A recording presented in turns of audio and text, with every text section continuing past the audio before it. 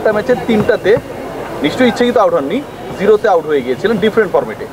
তাকে ক্যাপ্টেন্সি দেওয়া হলো, এসেও তিনি সেই ধারাবাহিকতা রাখলেন, প্রথম বলেই আউট হয়ে গেছেন। এটা কিছুটা কি এক্সট্রা প্রেশার ক্রিয়েট করে কিনা ওই পার্টিকুলার ক্রিকেটারের উপরে, যিনি নিজেই ফর্মে নেই, আবার তাকে ক্যাপ্টেন্সি দেওয়ার এক্সট্রা রেসপন্সিবিলিটি দেয়া, নাম্বার 1। দ্বিতীয় যেটা, সেটা হচ্ছে লিটনকে যে ক্যাপ্টেন্সি দেওয়া হলো, টু বি ভেরি অনেস্ট, আপনি কি বা আপনার যে সিলেকশন প্যানেল, আপনারা কি ব্যাপারটা জানতেন কিনা, আপনাদের পরামর্শ নেওয়া হয়েছে কিনা, আপনাদের ইনপুট কি ছিল যদি পরামর্শ নেওয়া হয়? এখন যে জায়গায় আমি দাঁড়িয়ে কথা বলছি, যে আমি এখন বোর্ডের একজন দায়িত্বপ্রাপ্ত ব্যক্তি হিসাবে কথা বলছি, বোর্ডের অধীনে চুক্তিবদ্ধ একজন নির্বাচকদের প্রধান হিসাবে কথা বলছি। আমার কিছু জব ডেসক্রিপশন আছে, আমার কিছু কোড অফ এথিক্স আছে, সেই এথিক্সের বাইরে গিয়ে আমি কথা বলতে পারবো না। হয়তো অন্য কোনো সময় আমি এটার পূর্ণাঙ্গ উত্তরটা হয়তো দিতে পারবো। বাট আমি মনে করি যে নিশ্চয়ই খুব স্বল্প মেয়াদি কোনো একটা হিসাব ক্যালকুলেশন করেই হয়তো বোর্ড একটা সমাধান করার চেষ্টা করেছে, কারণ বোর্ডের হাতেও যে খুব অনেক অপশনস ছিল, হয়তো সেই অবস্থায় বোর্ড ছিল না, অনেক খেলোয়াড়ই ইনজুর্ড ছিল।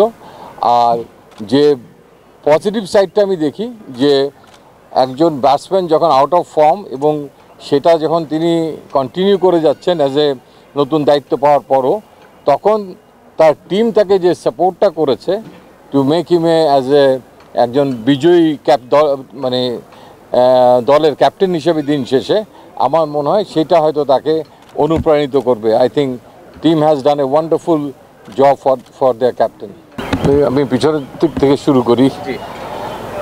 একটা হচ্ছে যে আমাদের যে দায়িত্ব আছে, তার মধ্যে জাতীয় দল নির্বাচনটা আমাদের এখতিয়ারের মধ্যে পড়ে, এবং জাতীয় দলের জন্য ক্যাপ্টেন কাকে বিবেচনা করা হবে এটা সম্পূর্ণরূপে বাংলাদেশ বোর্ডের এখতিয়ার, এবং সেটা স্বল্পকালীন সময়ের জন্য হবে না দীর্ঘকালীন সময়ের জন্য হবে, আমার মনে হয় এটা বাংলাদেশ ক্রিকেট বোর্ড অবস্থার পরিপ্রেক্ষিতে সেটা নির্ধারণ করে, এবং এবারও তাই করা হয়েছে। এখানে বেসিক্যালি আমাদের থেকে এই যাবৎকালীন আমি জয়েন করার পরে আমাদের কাছ থেকে শুধু এ টিম এবং হাই পারফরমেন্স টিমের জন্য ক্যাপ্টেন ভাইস ক্যাপ্টেন রেকমেন্ডেশনটা চাওয়া হতো। বাট জাতীয় দলের জন্য আমি জয়েন করার পর থেকে অ্যাটলিস্ট বলতে পারি যে কখনো কোনো রিকমেন্ডেশন চাওয়া হয়নি। কেন কারণটাই তো খোঁজার চেষ্টা করা হচ্ছে, টিম ম্যানেজমেন্ট সেটাই খুঁজছেন। যদি ওপরের থেকে আমাদের ব্যাটিংয়ের এই বিপর্যয়টা না হতো, যেটা পাকিস্তান সিরিজ থেকেই শুরু হয়েছে, পর্যায়ক্রমে চলছে কম বেশি, তো এখান থেকেই আমাদের বড় ক্রাইসিসটা আসলে মিডল অর্ডার। আমি বলবো যে এই সিরিজটাতে স্পেশালি অনেক ভালো খেলেছে, না হলে হয়তো আরও খারাপ কিছু হতে পারতো। বাট এটা নিয়ে নিশ্চয়ই কোচরাও কাজ করছেন। অ্যাট দ্য সেম টাইম আমাদের কিছু খেলোয়াড় ইনজুরির কারণে মানে প্রিমিয়ার কিছু প্লেয়ারকে আমরা দলে পাইনি, সেটাও একটা সত্য, যে সেটাও একটা কারণ।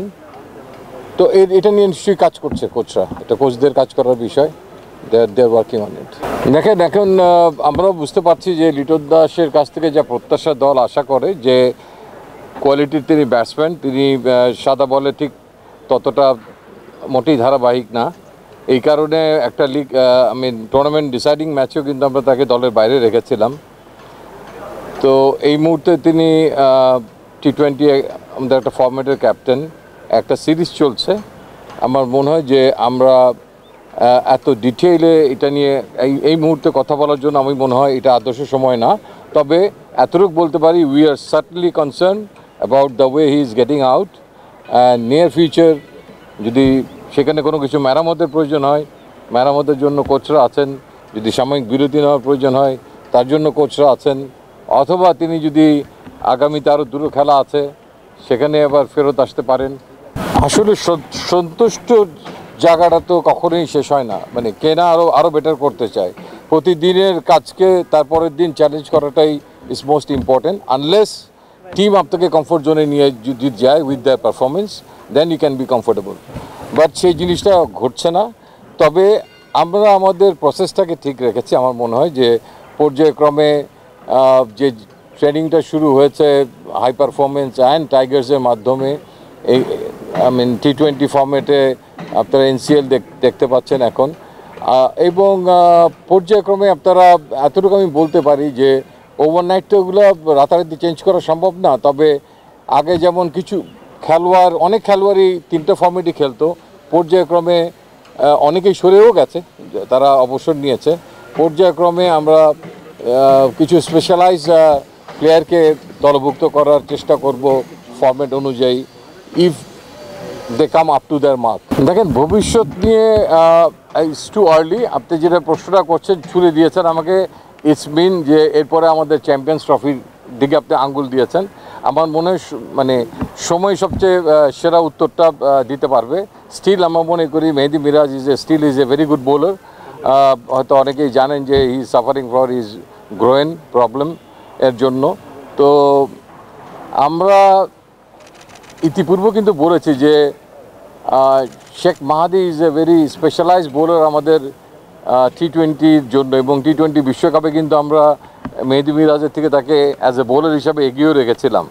সো আমরা ওই জায়গাটাতে স্টিক করতে চাই, বাট কেউ যদি ক্রমান্বয়ে তার কুশলতা দিয়ে, তার পারফরমেন্স দিয়ে জায়গা করে নিতে পারে, যে কেউ যে কাউকে হটিয়ে যে কোনো সময় আসতে পারে। কিছু প্রশ্নের উত্তর একদম সরাসরি আমার কাছে নেই। আসলে সাকিব আল হাসানের ইস্যু আপনারা নিজেরাই অবহিত আছে, এটার ব্যাপারে আমি এই মুহূর্তে সরাসরি পরিষ্কার করে আপনাকে বলতে পারবো না তার দলের অন্তর্ভুক্তির ব্যাপারটা। এবং তামিম ইকবাল খেলা শুরু করেছেন, এটা খুব আশার একটা আলো। আমার বিশ্বাস যে এটাও খুব অতি দ্রুত আমরা হয়তো অবহিত হয়ে যেতে পারবো যে whether he will be available for champions ট্রফির জন্য উনি অ্যাভেলেবল থাকবেন কিনা। যদি থাকেন দ্যাট উইল বি ওয়ান্ডারফুল। না, it's a totally different issue. এটা গতানুগতিক ইস্যু না, ইটস এ অ্যাবনর্মাল ইস্যু যেটা সাকিব আল হাসানের ক্ষেত্রে ঘটছে। অ্যান্ড তামিমের ইস্যুটাও তো অনেকদিন ধরে সে নিজে, কেউ যদি নিজেকে উইথড্রল জায়গায় নিয়ে রাখে, তো সেই জায়গায় আসলে বেশ এর আগে আপনি জানেন যে একটা ভিন্ন একটা বোর্ড ছিল, সেখানে মত পার্থক্য ছিল, অনেক ইস্যুস ছিল। বাট আমার বিশ্বাস যে এই নতুন বোর্ডের অধীনে একটা তো আশার আলো দেখাই যাচ্ছে যে তিনি ক্রিকেটের মাঠে ফেরত এসছেন, এবং উইথ এক্সপেকটেশন যে তিনি একটা বড় আসরের জন্য নিজেকে প্রস্তুত করছেন। সো দ্যাট এখানে আমরা তার সঙ্গে নিশ্চয়ই এখন আলাপ করার মতো একটা পর্যায়ে চলে গেছি, এবং আমার বিশ্বাস সেটার জন্য বোর্ড এবং সিলেক্টার্স দুই পক্ষের সমন্বিতভাবে বসে আলাপ করাটা মানে এটার একটা সমাধানের রাস্তা অনেক বেশি ফার্ম করবে।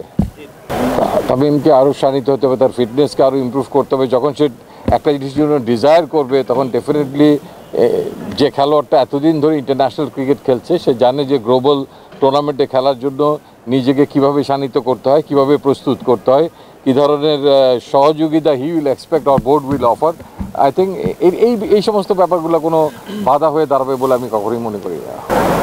বেসিক্যালি আমরা নির্বাচন প্রক্রিয়ার যে জিনিসগুলো ফলো করার চেষ্টা করি, নর্মাল যে প্রসিডিউরটা, সেটা হচ্ছে যে ইনজুরির ক্ষেত্রে কোনো সমস্যা আছে কি না, সেটা আমাদের ফিজিওথেরাপিস্ট অ্যান্ড ট্রেনার সম্মিলিতভাবে আমাদেরকে সেই অ্যাভেলেবিলিটিটা তারা জানান দেয়।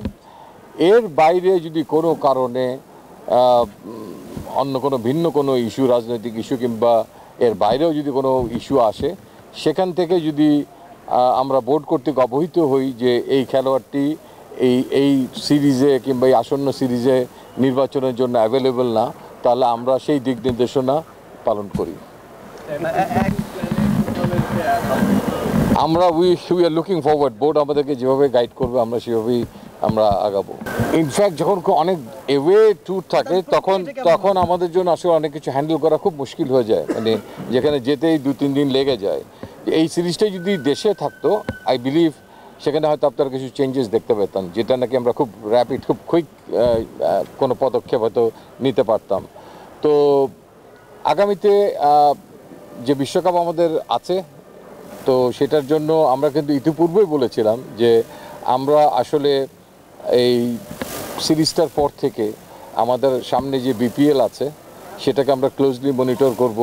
পরবর্তী পর্যায়ে প্রায় এশিয়া কাপ সহ 20টার উপরে T20 ইন্টারন্যাশনাল ম্যাচেস আছে, তার আরেকটা সিজন আসবে বিপিএলের। সো দ্যাট আমাদের যারা ইয়াংস্টার্স আছে এবং এর মধ্যে এইচপি এই থিমের অনেকগুলো খেলা আছে, সো তাদেরকে এই ডোমেস্টিক লেভেলের ভালো খেলোয়াড় থেকে আরেকটু উপরের স্তরে নিয়ে যাওয়ার জন্য যা যা করণীয় সেই জিনিসগুলো আমরা করার চেষ্টা করব এবং কিছু পরিবর্তন এই প্রসেসের মধ্যে দিয়ে আমি আশা করি আসবে। সাকিব আল হাসানের সঙ্গে যোগাযোগের প্রক্রিয়া হচ্ছে ক্রিকেট অপারেশনস এবং ক্রিকেট অপারেশনসের থ্রু সিলেকশন প্যানেল। তো কাজেই এটা ওই প্রক্রিয়ার মধ্যেই চলবে, আগামীতেও সেভাবেই চলবে।